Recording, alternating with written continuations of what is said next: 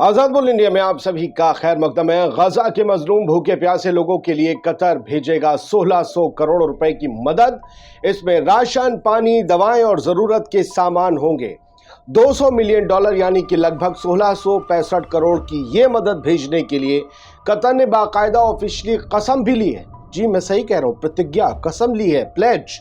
उसकी इस कसम में फ्रांस भी उसके साथ है और कतर फ्रांस ने मिलकर इजराइल से साफ कह दिया है हर क्रॉसिंग, हर बॉर्डर खोलना पड़ेगा, क्योंकि अपने फलस्तीनी भाइयों को भूखा मरते हम नहीं देख सकते। साथियों, रमजान का पाक महीना जैसे जैसे करीब आ रहा है, न जाने क्यों अरब मुल्क भी होश में आते जा रहे हैं। पहले जॉर्डन ने 2 दिन हवाई जहाजों से राहत गिराई और अब कतर की गैरत भी माथे तक जोश में चढ़ आई। क्या चल रहा है भाई, कुछ समझ में आ रहा है? आ जाए तो मुझे भी बताइएगा, लेकिन आखिर तक इस एपिसोड को देखिएगा। कुछ और चीज़ें दिखाऊंगा भी, बताऊंगा भी। QR कोड है, हमारी टीम को सपोर्ट करने के लिए आप इसका इस्तेमाल कर सकते हैं। कतर के अमीर तमीम हमाद अल थानी और फ्रांस के राष्ट्रपति एमैनुअल मैक्रों ने गजा पट्टी में जारी हालात की कड़े शब्दों में निंदा की है और देर से ही सही मगर इजराइल की ढिबरी भी टाइट करने की कोशिश की है। दोनों ही नेताओं ने रफा शहर पर संभावित इजरायली हमले का विरोध किया है और फलस्तीनी आबादी को 200 मिलियन अमेरिकी डॉलर की मदद देने का पक्का वाला वादा किया है। ये देख ही रहे होंगे न्यूज़। इस खबर से जुड़ी अखबारों की ये सुर्खियां इजरायली हुक्मरानों का कलेजा फूंक देने के लिए काफ़ी हैं।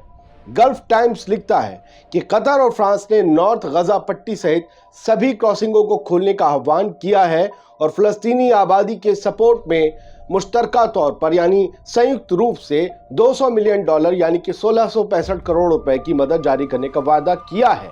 ये मदद अब देनी शुरू की जाएगी।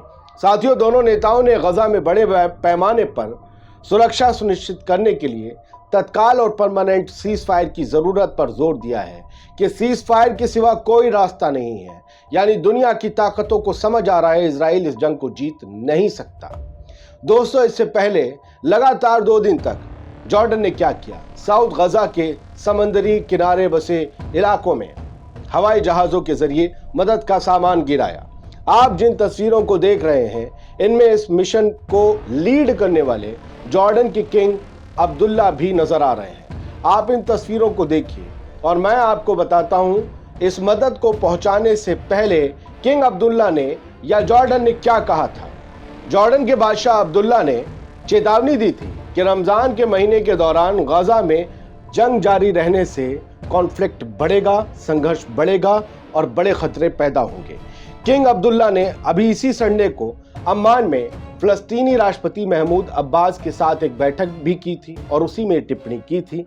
इस दौरान उन्होंने गजा में फौरी तौर पर मदद पहुंचाने और परमानेंट सीजफायर तक बात पहुंचाने और बेकसूर लोगों की हिफाजत के लिए हर मुमकिन कोशिश करने की तमाम ताकतों से अपील की थी। किंग अब्दुल्ला ने कहा था कि उनका देश जॉर्डन गजा में लोगों को इंसानी और बुनियादी जो राहत और मदद है और जो मेडिकल सपोर्ट है वो देना जारी रखेगा। किंग अब्दुल्ला ने वेस्ट बैंक और गजा पट्टी को अलग करने के किसी भी कोशिश को जॉर्डन की तरफ से बिल्कुल नामंजूर करने का अपना हलफ दोहराया और 2 स्टेट सॉल्यूशन की बात को भी पुख्ता तरीके से उठाया।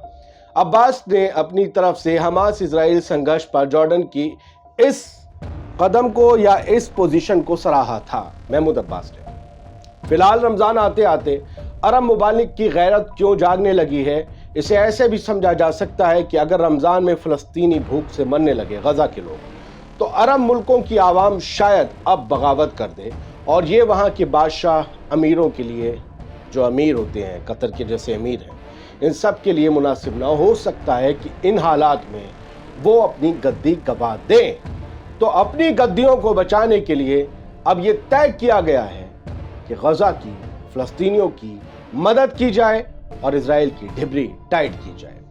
अपने खादिम, अपने दोस्त, अपने होस्ट आदिल खान आज़ाद की ये कोशिश पसंद आई हो तो ज़रूर हमारे इस चैनल को सब्सक्राइब करें अगर अब तक नहीं किया है। अपने दोस्तों को बताएं, वीडियो को शेयर करें। शुक्रिया।